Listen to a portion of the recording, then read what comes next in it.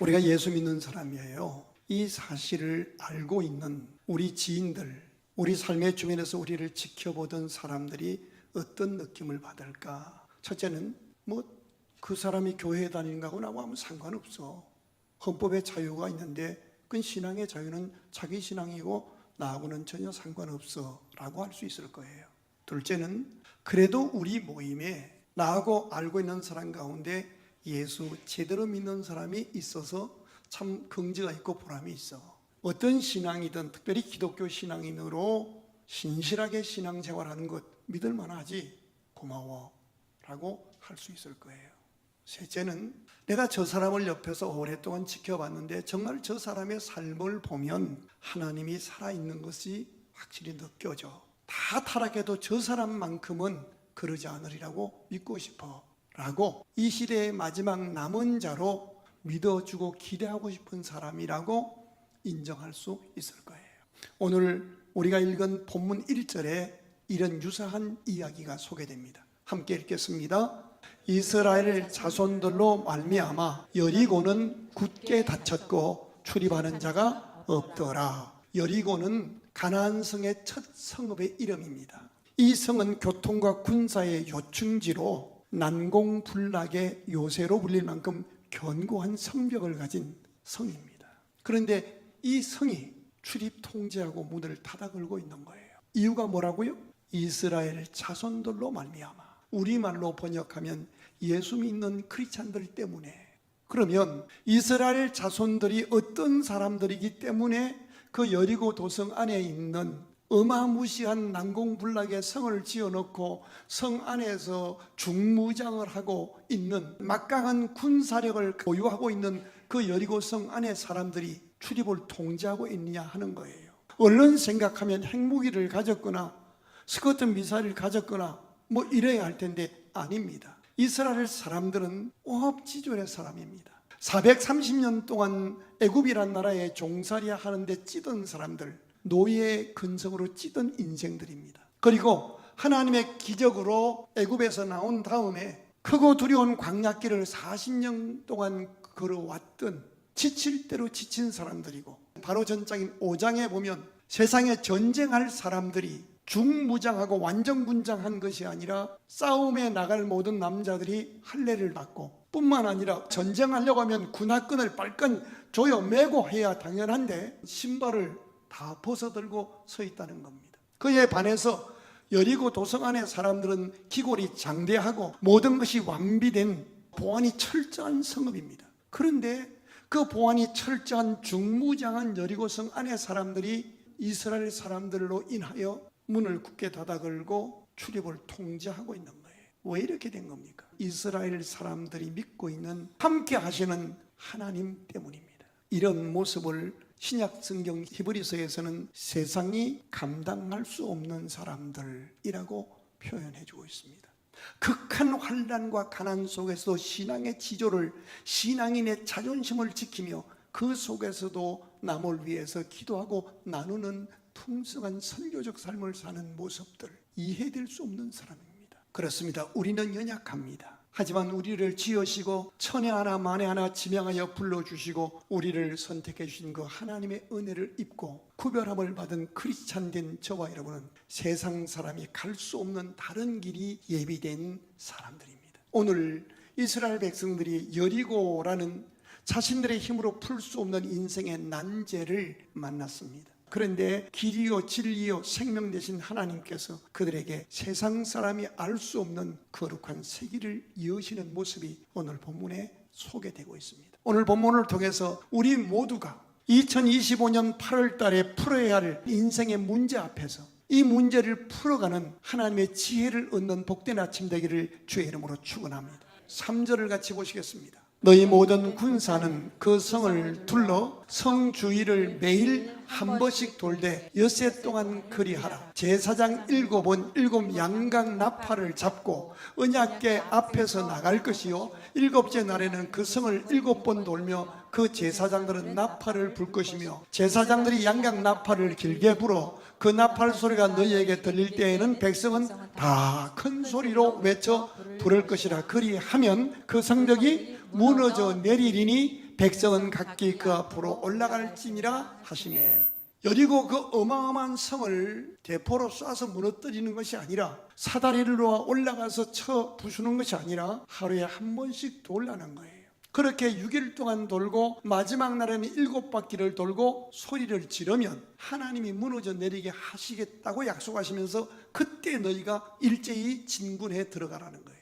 네 힘으로 어쩔 수 없는 인생의 난제 앞에 두려워 떨지 말고 믿음의 눈을 가지고 하나님의 역사를 기대하며 그 문제를 돌라. 그런데 6절부터 있어지는 전투 대형에 우리가 주목해야 할 필요가 있습니다. 눈의 아들 여호수아가 제사장들을 불러 그들에게 이르되 너희는 언약궤를 메고 제사장 7원 양강 나팔 7을 잡고 여호와의 궤 앞에서 나아가라 하고 또 백성에게 이르되 나아가서 그 성을 돌되 무장한 자들이 여호와의 궤 앞에서 나갈지니라. 그리고 9절에 보면 여호와의 궤 뒤에도 무장한 군사가 지키라는 겁니다. 여호와의 언약궤, 이것은 하나님의 임재와 하나님의 말씀을 상징합니다.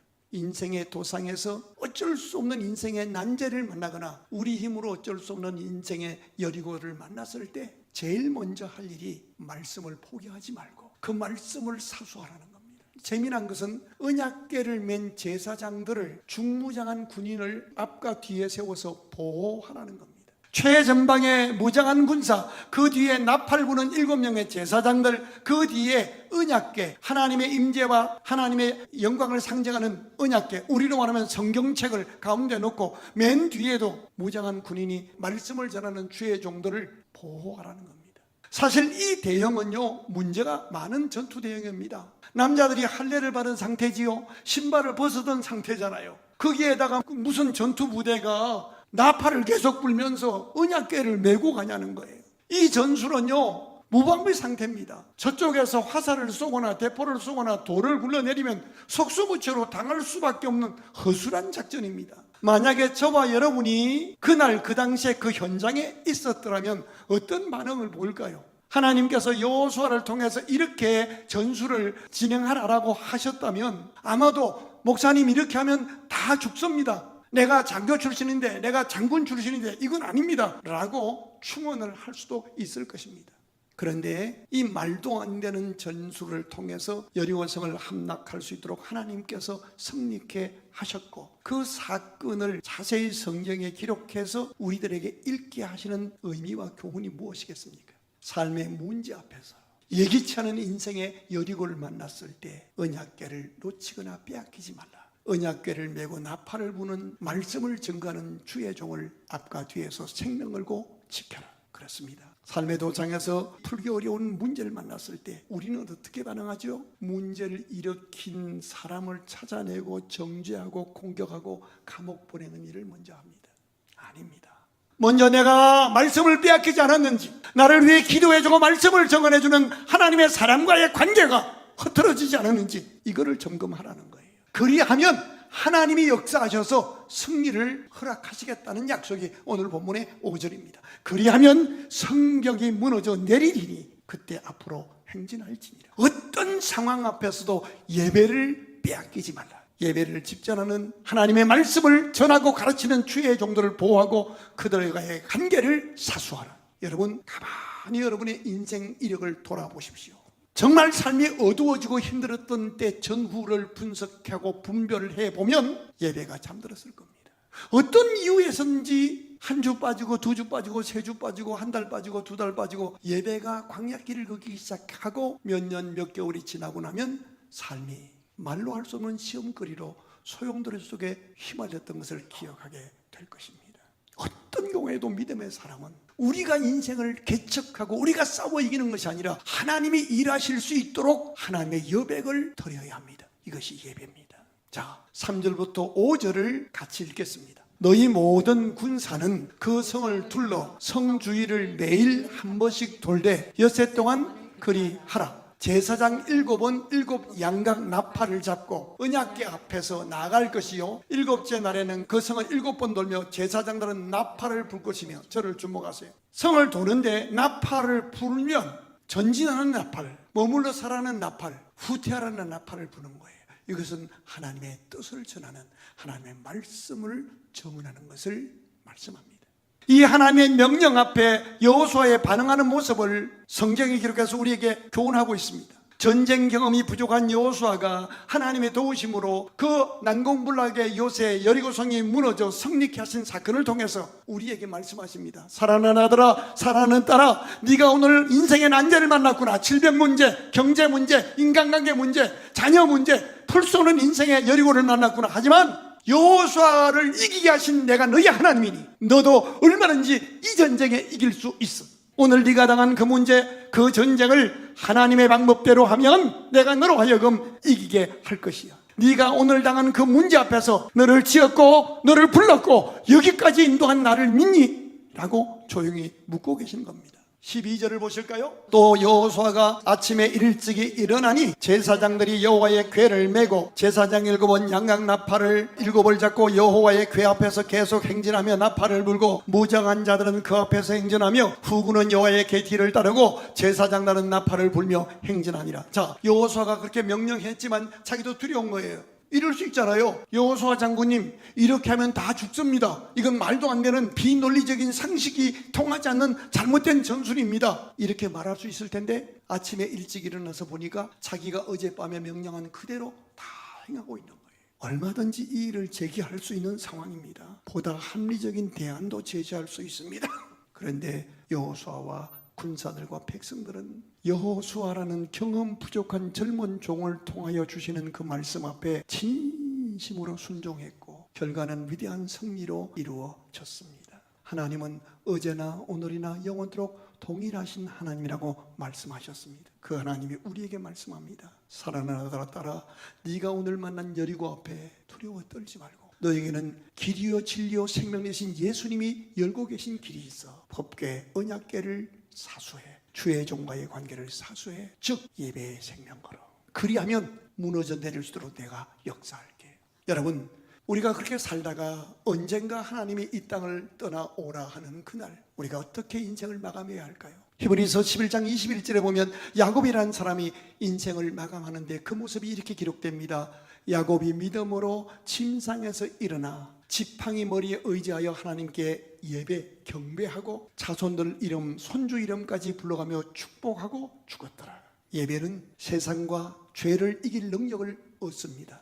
예배는 나 자신을 극복할 수 있는 지혜와 능력을 얻게 합니다. 예배는 하나님의 뜻을 분별하게 합니다. 예배는 우리가 멈춰 설 때와 전진할 때와 작전상 후퇴해야 할 때를 알게 해 주십니다. 하나 더 있습니다. 그렇게 이제 예배를 중요하게 알고 순종하며 행진하는 아름다운 모습이 9절인데 그렇게 순종하는 백성들을 향해서 하나님이 한 말씀을 더 하십니다. 10절을 보시겠습니다. 여호수아가 백성에게 명령하여 이르되 너희는 외치지 말며 너희 음성을 들리게 하지 말며 너희 입에서 아무 말도 내지 말라. 그리하다가 내가 너희에게 명령하여 외치라는 날에 외칠지니라 하고 그냥 말하지 마 하면 될 텐데 세 가지로 말씀하셔요. 외치지 말라, 음성을 들리지도 말라, 또 옆 사람하고 말도 하지 말라는 거예요. 하나님의 역사, 하나님의 일하심을 보기 원하면 예배 사수하고 거룩한 침묵을 하라는 거예요. 상식적으로 도무지 말이 안 되는 전투 대형과 전쟁을 목숨 걸고 순종하는데 그런 전투를 6일 동안 반복합니다. 얼마나 불안하고 초조하겠어요. 그렇게 말없이 돌고 있을 때에 여리고성 안에서 화살이 날아올 수도 있고 대포가 날아올 수도 있고 돌이 굴러 내려올 수도 있을 텐데 그럼에도 목숨 걸고 성을 돌기만 하면 순종을 합니다. 그런데 아무 일도 일어나지 않아요. 얼마나 하고 싶은 말이 많고 진심과 충정에서 우러나는 건설적인 건의를 하고 싶은 마음이 얼마나 꿀뚝 같았겠어요. 그런데 하나님의 명령은 하나님을 믿고 하나님의 역사를 기대하며 거룩한 침묵을 행하라고 말씀하고 있는 겁니다. 그 다음에 너희 입에 아무 말도 내지 말라. 이거는요 대놓고는 말 못하지만 혼자 비 맞은 뭐처럼 궁시렁궁시렁 하는 사람들 있잖아요. 그것조차도 하지 말라는 거예요. 음성을 들리게 하지 말라. 대놓고 말 못하지만 나하고 친한 사람하고는 말할 수 있잖아요. 여호수아를 통한 이 명령 앞에 백성들이 얼마나 갈등이 많았을까요? 그런데 묵묵히 거룩한 침묵으로 순종합니다.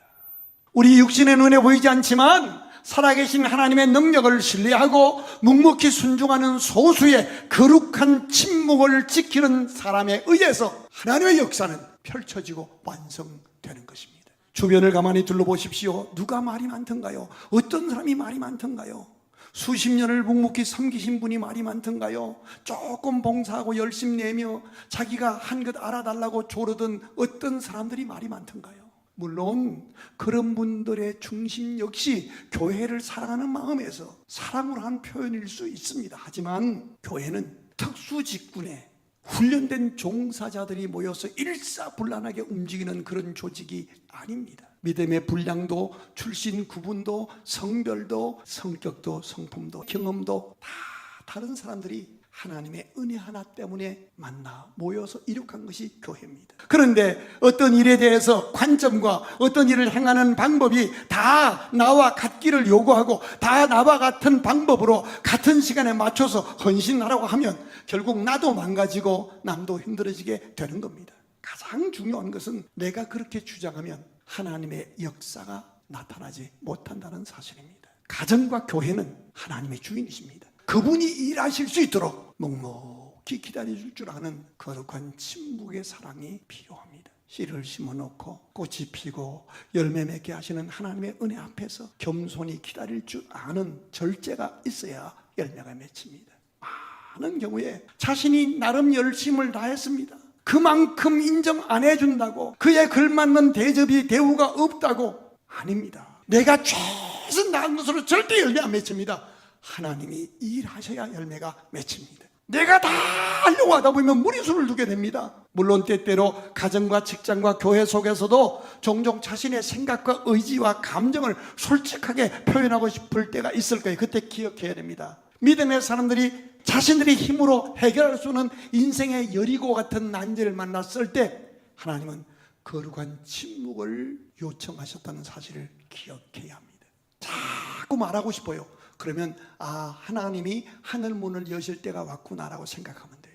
교회 문제를 연구하는 연구소에서 한국 기독교의 평신도 지도자인 장로님이 장로된 다음에 제일 많이 무너지는 기간이 언젠가 봤더니 장로 안수 받고 3년 이내에 거의 무너지더라는 거예요. 10년 20년 신앙생활하고 막 장로 투표해서 교인들에게 투표 받고 장로 고시 보고 그렇게 막 기도 많이 했잖아요. 그러니 내가 장로되면 이렇게 열심히 내서 하나님을 기쁘시고 잘해보겠다고 다짐을 하고 장로가 딱 되니까 열심히 앞장서기 시작하는 거예요.